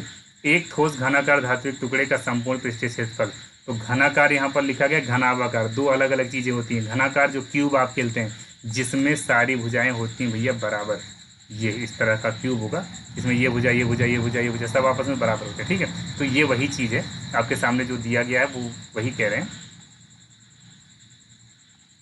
थोड़ा सा एक रफ डायग्राम बना देते हैं। अब देखिए कुछ नहीं बनाएंगे, अब आगे सवाल बताते हैं। देखिए क्या दिया गया, इसमें इसका संपूर्ण पृष्ठ दिया गया, तो घन का संपूर्ण पृष्ठ होता है, घन का संपूर्ण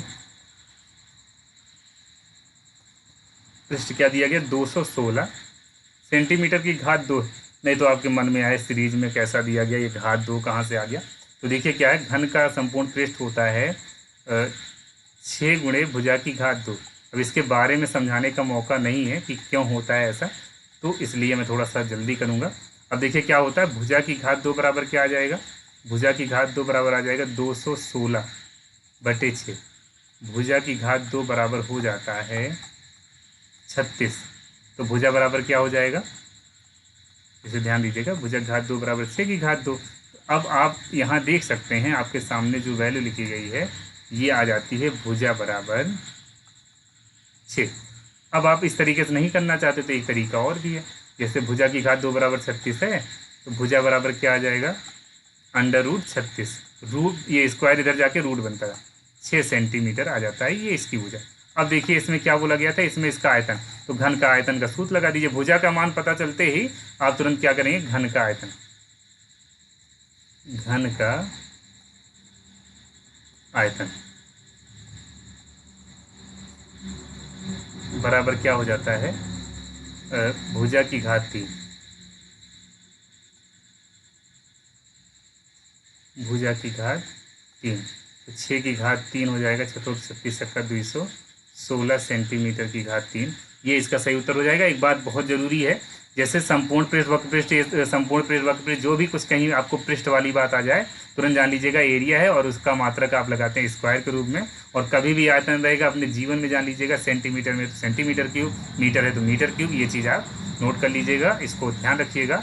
अगला प्रश्न देखेंगे। अब अगला प्रश्न आपके सामने जो कि बहुत आसान है, थोड़ा सा कम समय में इसको किया जाएगा।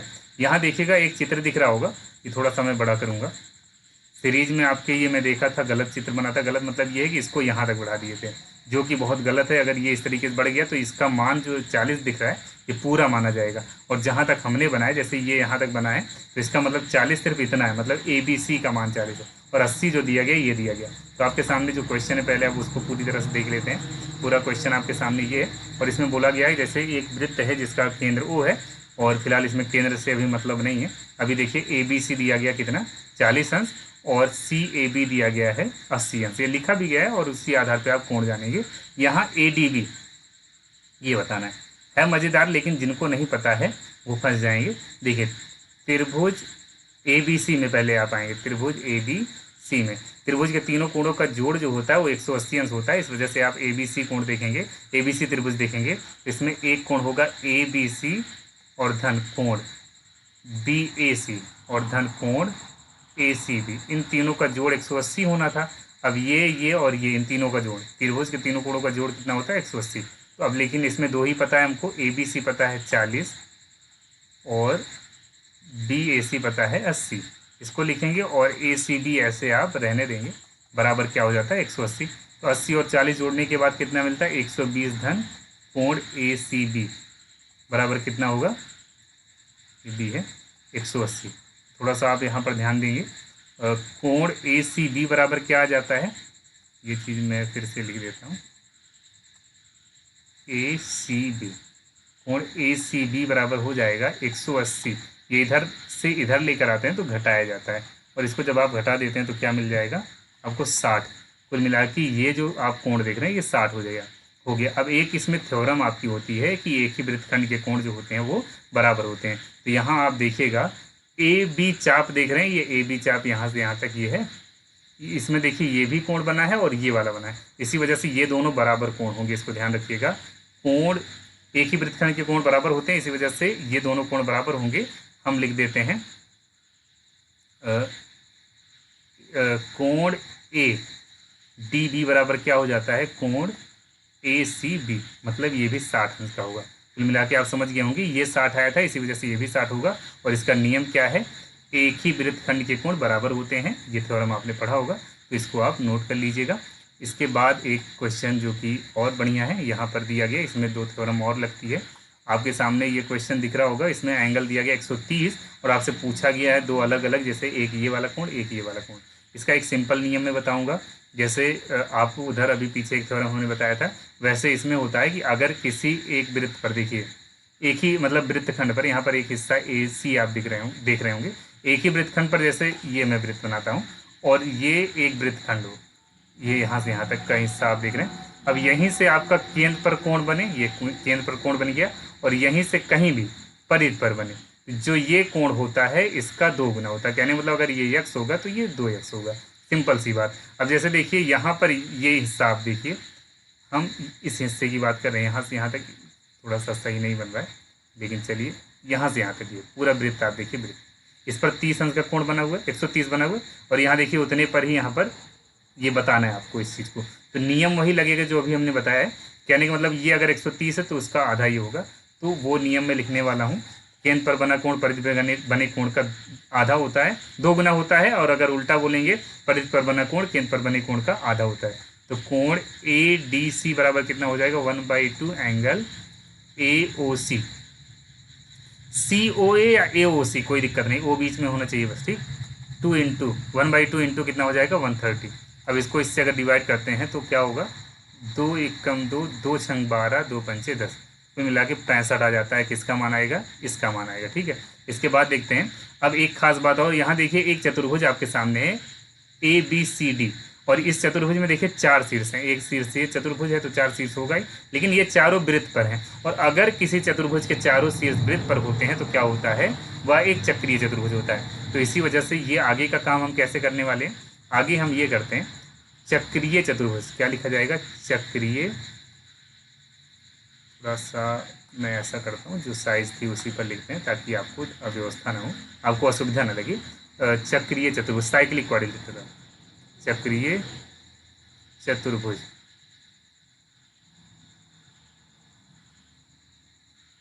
ABCD में, ABCD में आप देखेंगे क्या करना है। ABCD में एक नियम होता है चक्रीय चतुर्भुज के, जैसे हमने बताया चक्रीय चतुर्भुज क्या होता है, वो चतुर्भुज होता है जिसके चारों शीर्ष एक वृत्त पर होते हैं। इसका एक नियम ये होता है कि जैसे चक्रीय चतुर्भुज अगर है वो कहीं भी लिखा हो तो उसके आमने सामने जो कोण होते हैं इनका जोड़ 180 अंश होता है, मतलब इनका जोड़ 180 अंश होगा। तो कोण ABC और प्लस कोण ADC, इनका जोड़ क्या होता है, 180 होता है। अब जैसे ये वाला कोण, इसका भी जोड़ 180 अंश होगा, ये वाला। तो मिला के उसका काम नहीं है, इस वजह से हम उसको नहीं लिख रहे हैं। तो अब देखिए ये हमको पता चल गया था, ADC पता चला था ना, ABC और ADC का मान कितना आया था, इसका मान आया था 65। तो इसको हम इस प्रकार से लिखेंगे, इसकी जगह पे 65 लिख दिया गया। ABC इक्वल टू क्या आ जाएगा, 180 ऋण 65, और इसको जब घटा देते हैं कितना आ जाता है, 115 अंश आ जाएगा इसका सही उत्तर। और इससे ज़्यादा कुछ इसमें करना नहीं था। तो ये चीज़ आप नोट कर सकते हैं, ये बहुत महत्वपूर्ण क्वेश्चन है। एक तो ये अलग से आ सकता है जो पहले नियम हमने लगाया था कि केंद्र पर बना कोण परिधि पे बने कोण का 2 गुना होता है, उसका आधा होता है, उल्टा हमने बताया था अभी, 2 चीज़ें। इसके अलावा ये इसमें जान लीजिए 2 अलग अलग नियम लग रहे हैं, तो दोनों पे अलग अलग क्वेश्चन भी आ सकता है, इस चीज़ को आप ध्यान देंगे। और एक चीज़ मैं अभी थोड़ा सा कम समय में जल्दी से आपकी समस्या दूर करने वाला हूँ। एक चीज़ मुझे लेना था जो कि मैंने अभी तक नहीं लिया। देखिए यहाँ पर क्या है, मैं आपको दिखा देता हूँ। जैसे बारंबारता आपको दिया जाए और बारंबारता सारणी जैसे दी जाती है, ये इस प्रकार ऐसे दी जाए और आपसे बोला जाए ये जैसे ये आगे जो दिया गया ये x होता है और ये f होता है। ये क्वेश्चन मैं नहीं नोट किया हूँ क्योंकि समय थोड़ा सा नहीं था, ये टाइम लगता है ना ये सब बनाने में। तो x का मान यहाँ उतार लीजिएगा, f का मान, यही f मतलब फ्रिक्वेंसी होती है, इसी वजह से इसको बारंबारता लिखा गया। अब आप क्या करते हैं, यहाँ पर क्वेश्चन आपके सामने था a यहाँ समांतर माध्य निकालना था, a लिखा गया। तो इसका मतलब ये नहीं है कि हमेशा a, कभी कभी इसको अलग तरीके से x बार से भी डिनोट करते हैं। तो यहाँ देखेंगे इसमें एक सिंपल तरीके से आपको क्या करना है, इसको इससे मल्टीप्लाई करके, जैसे 40 को 4 से करते 160 हुआ, इसको इससे कर लेते हैं, इसको इससे और इसको इससे मल्टीप्लाई किया गया और यहाँ लिखा गया। देखिए मल्टीप्लाई कर इनका सबका मल्टीप्लाई किया गया और आगे लिखा गया। ठीक है, अब ये लिखने के बाद क्या होगा, कुछ करना नहीं है आपको, बस इनको अलग जोड़ लीजिएगा, इनको अलग, और इनको जोड़ने के बाद आप देखेंगे ये जो जोड़ आया है ये जोड़ आपको दिख रहा है। अब क्या करना है, ये सिग्मा है, सिग्मा बताता है कि पूरे जितने पद दिए गए हैं उनका जोड़, और यहाँ पर n का मान इनका जोड़ होता है। अब देखेंगे क्या करना है, इसको आप इससे भाग कर देंगे, पदों का कुल योग बटे पदों की संख्या हमने शुरू में ही बता दिया था, वही काम यहाँ किया गया है। तो आपके सामने जो ये दिख रहा है ये पदों का योग है, ये पदों की संख्या, पदों के योग को पदों की संख्या से भाग करते हैं तो जो आंसर आता है यही समांतर माध्य होता है। तो इसको आप नोट कर सकते हैं। अब अगला प्रश्न मैं आपको ये भी दिखा देता हूँ, ये पिछली बार भी मैंने दिखाया था, थोड़ा सा माध्यिका वाला क्वेश्चन नहीं ले पाया हूँ और समय नहीं है, मुझे ढूंढना पड़ेगा, इस वजह से उस पर चर्चा नहीं कर पाऊँगा, लेकिन फिर भी इसमें बहुलक अभी मैं दूर कर दूँगा, बहुलक वाली समस्या दूर कर दूँगा। अब देखिए क्या है, बहुलक चूंकि कठिन नहीं आता और माध्यिका भी कठिन नहीं है, लेकिन अब क्या किया जाए, अभी इसको ही देख लेते हैं। यहाँ आपके सामने क्वेश्चन दिख रहा होगा, इसमें समांतर माध्य पहले से दिया गया है और k का मान आपको ज्ञात करना है, और ये 2018 में पूछा गया क्वेश्चन है। तो हम क्या करेंगे, पहले x का मान उतार लेंगे, f का मान उतार लेंगे, और जो नियम आपको बताया गया कि इनका इससे मल्टीप्लाई करके यहाँ इसका इससे सब मल्टीप्लाई करके देखिए 35 को k से गुणा करते हैं तो 35k हो जाएगा, ये कर लिया गया। अब लेकिन जोड़ने में गलती नहीं करना है, जोड़ने में सजातीय विजातीय वाला मामला आ जाता है कि जैसे देखिए ये गिनती है, इनको एक साथ जोड़ेंगे तो क्या होगा, 6 4 10 3 13 2 15, ये अलग लिखा गया, कि अलग धन करके लिख लेंगे बस। अब इसके बाद देखिएगा आगे भी ऐसे करना है, आगे इसमें दूसरे वाले, जैसे यहाँ देखिए ये है, ये आपको जो गिनती वाला पद है यहाँ से यहाँ तक जो तीनों, ये तीनों और ये, इन सबको अलग जोड़ लेना है। जैसे देखिए इन सबको जोड़ेंगे तो 255 आएगा प्लस 35 के, ये अलग लिखिएगा। और यही चीज़ है आपका सिग्मा एफ एक्स, ये चीज़ क्या है, सिग्मा एफ एक्स। तो जो अभी नियम आपको बताया गया था A equal to sigma F X upon N, तो देखिए ए की जगह पे जो वैल्यू रखी गई 21.5 वो दी गई है, देखिए 21.5 दी गई है। तो इसी वजह से ए की जगह पे यहाँ 21.5 रखा गया। सिग्मा एफ एक्स का मान ये निकाला गया, वो यहाँ रख दिया गया और एन की वैल्यू यहाँ रख दी गई, ठीक है। अब इसको जब आप सॉल्व करते हैं तो कैसे करते हैं, क्रॉस मल्टीप्लाई करिएगा और ये इस प्रकार से आप हल कर लीजिएगा, के का मान निकाल लीजिएगा। अब बारम्बार ये बहुलक इसी में जान लीजिए, जैसे क्वेश्चन जब बहुलक का आएगा तो उसमें आपको इस चीज़ से मतलब नहीं रखना है, आपको सिर्फ कितने से मतलब रखना है, ये इस चीज़ से, ये इतने से मतलब रखना है। वो जिस रूप में दिया गया होगा उसको चेंज नहीं करना, वैसे उतार लेना है, वैसे ही लिख लेना है जैसे क्वेश्चन में दिया गया होगा। यहाँ देखिएगा किसकी बारंबारता सबसे ज़्यादा है, तो यहाँ देखिए 6 है, 10 है, 18 है, 12 है और 4 है। तो यहाँ सबसे ज़्यादा बारंबारता किसका है, ये 18 है और 18 किसका है, 43 का। तो यही बहुलक आ जाएगा, यही मोड हो जाता है। इस टाइप के क्वेश्चन में यही करना है। इसमें ये तो आपका समांतर माध्य के लिए हमने बताया, बहुलक के लिए क्या करना है देखिएगा किस, जैसे देखिए इन सब में बारंबारता में सबसे ज़्यादा 18 है और 18 किसका है, 43 इसका सही आंसर हो जाएगा, 43 इसका सही आंसर हो जाएगा। और कुछ बातें मैं आपको थोड़ी सी इंपॉर्टेंट बातें बताने वाला हूँ। यहाँ देखिए एक वृत्त आपको अकेला बेचारा दिख रहा है और इसको हमने कुछ कहा नहीं, इसके बारे में चर्चा नहीं की है, बड़ी तकलीफ में है। तो आइए इसकी चर्चा कर ही ली जाए ताकि ये रोए ना आज। तो देखिए क्या करना है, मैं पहले वृत्त के बारे में बताऊँगा। वृत्त की परिभाषा आप याद कर लीजिएगा, वृत्त की परिभाषा तो एक सिंपल तरीके से बोला जाता है, जैसे कोई एक निश्चित बिंदु हो, ऐसा कर सकते हैं कि वृत्त की परिभाषा कई तरीके से होती है, आप बुक में याद कर सकते हैं। जैसे ये बोला जा सकता है, वृत्त की परिभाषा ही सबको कठिन लगती है, उसका रीज़न होता है कि ये अजीब तरीके से लिखा गया होता है। जैसे बोला जाए कि अगर एक बिंदु कुछ इस प्रकार से गति करे कि उसकी किसी एक निश्चित बिंदु से दूरी समान हो। जैसे मान लीजिए यहाँ एक, चलिए यहाँ करते हैं, एक बिंदु ये निश्चित वाला है और एक बिंदु यहाँ है और ये इस प्रकार से गति करे कि हर जगह से दूरी ऐसे समान हो। दूरी कैसे समान हो, जैसे यहाँ से यहाँ तक की दूरी, यहाँ से यहाँ से यहाँ तक की दूरी, यहाँ से यहाँ तक की दूरी, यहाँ से यहाँ तक की दूरी, यहाँ से यहाँ, ये थोड़ा आगे नहीं बढ़ना है, मतलब मैं आपको सिर्फ बता रहा हूँ, यहाँ से यहाँ सब दूरी बराबर है। तो ऐसा आप सुन लीजिए फिर से, जैसे यदि कोई बिंदु इस प्रकार से गति करे कि एक निश्चित बिंदु से उसकी दूरी हमेशा समान रहे, तो जो वक्र हमको मिलता है वही क्या होता है, वृत्त होता है। अन्यथा आप क्या करेंगे, एक अलग तरीके से जो भी परिभाषा आपको मिल जाए वो तैयार कर लेना है। अब देखिएगा आपको मैं कुछ और चीज़ें बताता हूँ। यहाँ जो आपके सामने बाउंड्री लाइन दिख रही है, ये कुल लंबाई जो दिख रही है, इसी को बोला जाता है परिधि। क्या बोला जाता है, वृत्त की परिधि। इसका सूत्र होता है 2πr। ये इस वृत्त की परिधि का सूत्र होता है, अब ध्यान देंगे आप। ये होता है केंद्र, ये बीच में दिया गया केंद्र, इसको आप जानते हैं, ये होता है केंद्र। और ये जो लाइन आपको दिख रही है यही होती है परिधि, ये बाउंड्री लाइन। अब ये केंद्र और परिधि आप समझ रहे होंगे, केंद्र मान लेते हैं ओ। अब यहाँ से यहाँ तक की दूरी, कहने का मतलब ये हम अगर ए लिख देते हैं तो यही होगी त्रिज्या। क्या होगी, त्रिज्या। तो इसको परिभाषित कैसे करते हैं, वृत्त के केंद्र से परिधि तक की दूरी को क्या कहा जाता है, वृत्त की त्रिज्या कहते हैं, केंद्र से परिधि तक की दूरी। अब वो दूरी आप यहाँ से यहाँ लेंगे तब भी बराबर होगी, यहाँ से यहाँ लेंगे तब भी बराबर होगी। और त्रिज्या को रेडियस बोलते हैं, इसी वजह से इसको आर से डिनोट किया जाता है, तो इसको ध्यान रखिएगा। तो त्रिज्या को इस प्रकार से परिभाषित कर सकते हैं, वृत्त के केंद्र से वृत्त के परिधि तक की दूरी को क्या कहा जाता है, वृत्त की त्रिज्या कहते हैं। और इसमें छोटे छोटे क्वेश्चन आते हैं, उसको भी बता देते हैं। जैसे आपसे बोला जाए कि जीवा क्या होती है, तो वृत्त पे किन्हीं दो बिंदु हो, जैसे मान लीजिए एक बिंदु ये हो और एक बिंदु यहाँ हो और इसको मिलाने वाली रेखा, जैसे ये रेखाखंड, रेखा मत बोलिएगा, रेखाखंड। अब इसको मिलाने वाली रेखाखंड जो है वो क्या कहा जाएगा, इसी को वृत्तखंड बोला, सॉरी इसको जीवा बोला जाता है, कॉर्ड, जीवा, जिसको क्या कहते हैं, इंग्लिश में कॉर्ड कहते हैं। तो जीवा क्या है, वृत्त पर स्थित किन्हीं दो बिंदुओं को मिलाने वाला रेखाखंड है, ये क्या है, रेखाखंड है, जिसको हम जीवा कहते हैं, ठीक है। अगर अब केंद्र के बारे में, वो सॉरी व्यास के बारे में पूछा जाए, अगर यहाँ कहीं सेंटर हो, सेंटर मतलब इसका केंद्र हो और इससे खींचा गया व्यास, तो आप बोलेंगे वृत्त के केंद्र से खींचा गया, वृत्त के केंद्र से खींचा गया व्यास क्या कहा जाता है, वृत्त के केंद्र से खींचा गया, सॉरी वृत्त के केंद्र, जैसे ये जीवा आपने लिख लिया। अब इसके बाद में बता रहा हूँ, जीवा आपको याद रहेगा कि वृत्त पर स्थित किन्हीं दो बिंदुओं को मिलाने वाला रेखाखंड जीवा है। अब थोड़ा सा व्यास समझ लीजिएगा, व्यास जो है यही एक जीवा जो कि केंद्र से होकर जाएगी। ये जीवा जो है अगर ये एक ही नहीं होगी, बहुत सारी होगी, जैसे अभी हम खींचे तो बहुत सारे यहाँ से खींचे नहीं जा सकते, जैसे यहाँ से देखिए ये यहाँ से ऐसे, कुल मिला के वो सारी चीज़ें जैसे ये जितनी खींची जा रही हैं, ठीक है, ये सारी की सारी जितनी भी लाइन खींची जा रही है, ये क्या है, ये है व्यास। और ये कौन सा, ये व्यास को कैसे परिभाषित करते हैं, तो व्यास को दो तरीके की परिभाषा मैं आपको बताने वाला हूँ। व्यास की परिभाषा आप ये बताएंगे, वृत्त के केंद्र से खींची गई जीवा को व्यास कहा जाता है। वृत्त के, मैं लिख देता हूँ, वृत्त के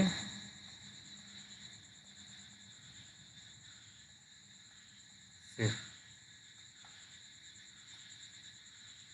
गुजरने वाली जीवा, गुजरने वाली जीवा को क्या कहते हैं? वो वृत्त का व्यास कहते हैं, वृत्त का व्यास कहते हैं। ये उपयुक्त परिभाषा है, तो इसको आप नोट कर सकते हैं। इसके अलावा एक चीज़ और हो सकता है, त्रिज्या का 2 गुना, क्योंकि व्यास बराबर क्या होता है? व्यास बराबर होता है,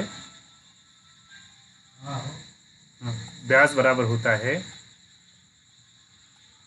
2 गुणे त्रिज्या।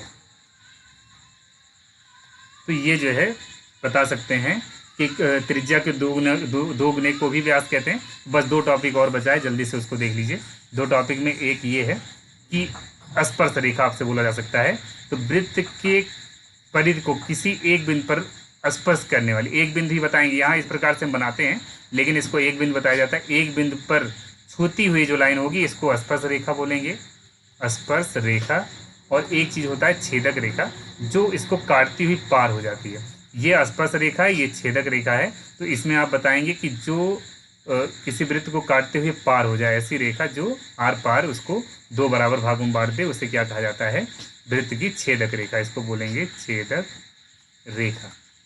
और आपके सामने ये स्पर्श रेखा क्लियर है, और इसको आप ध्यान रखेंगे। एक चीज़ और यहाँ पर थोड़ा सा देख लीजिए, क्वेश्चन इसका भी आ सकता है। जैसे मान लीजिए यहाँ से हमने ये मिला दिया, यहाँ 2 हिस्से आपको दिख रहे हैं, इसी को बोला जाता है, इसको वृत्तखंड, इसको बोला जाता है वृत्तखंड। ये भी वृत्तखंड ही है, ये भी क्या है? वृत्तखंड है। लेकिन इन दोनों में फर्क क्या है? ये दीर्घ वृत्तखंड, दीर्घ मतलब क्या होता है? बड़ा, बड़ा वाला दीर्घ। और ये कौन सा होगा? ये होगा लघु, ये होगा लघु वृत्तखंड। तो ये आप समझ जाइएगा कि अगर मान लीजिए कोई जीवा खींचते हैं तो इसके जो 2 बराबर भाग, 2 भाग होते हैं, इसमें से इन दोनों को वृत्तखंड कहा जाता है, छोटे वाले को लघु वाला, और लघु वृत्तखंड, और बड़े वाले को दीर्घ वृत्तखंड। एक चीज़ और बताना चाहेंगे, और वो ये है कि अगर आपसे इस प्रकार का कोई चित्र मिलता है, ये केंद्र से मिलाया गया, ये क्या है? बीच में केंद्र है, इसको त्रिज्यखंड बोलते हैं। क्या बोलते हैं? त्रिज्यखंड। ये भी त्रिज्यखंड ही है, लेकिन बस ये है कि ये दीर्घ त्रिज्यखंड, दीर्घ त्रिज्यखंड। और ये कौन सा है? लघु वाला है। तो ये चीज़ ध्यान रखिएगा। अगर वीडियो पसंद आया हो तो प्लीज़ इसको लाइक और शेयर ज़रूर कर दीजिएगा। बहुत लेट हो रहा है हमको, इसी वजह से हम अब इसके आगे डिस्कशन नहीं कर रहे हैं, लेकिन फिर भी मैंने कोशिश किया है ज़्यादा से ज़्यादा जो इंपॉर्टेंट चीज़ें हैं सब बताने का। अगर कोई दिक्कत होती है आप बिल्कुल कमेंट करिएगा, और अगर मान लीजिए कोई नया टॉपिक या फिर आप पढ़ना चाहते हैं जो भी ज़रूरी हो, जो ना समझ में आया हो एग्ज़ाम में करने के लिए, तो वो आप कमेंट करिएगा, मैं उस पर वीडियो अलग से बना दूँगा। धन्यवाद।